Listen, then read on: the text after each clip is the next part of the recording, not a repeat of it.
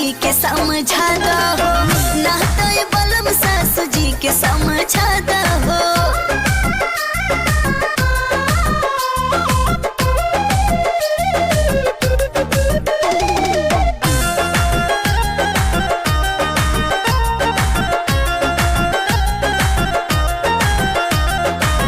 खोजल पतोह रहती हम एगो सुपर, होखेला पानी हमरा गर्दन के ऊपर।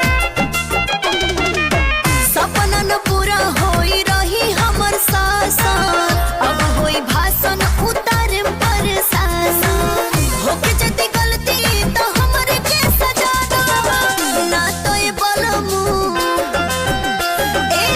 ना तो ये बलम अम्मा जी के समझा दो, ना तो ये बलम अम्मा जी के समझा दो।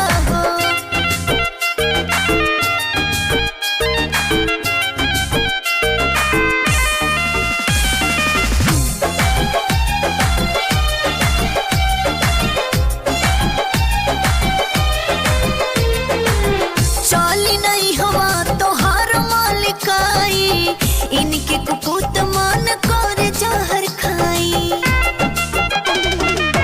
करम भाग रहे कैले रही माना, अब न सहाय हमसे कहूँ गोताना।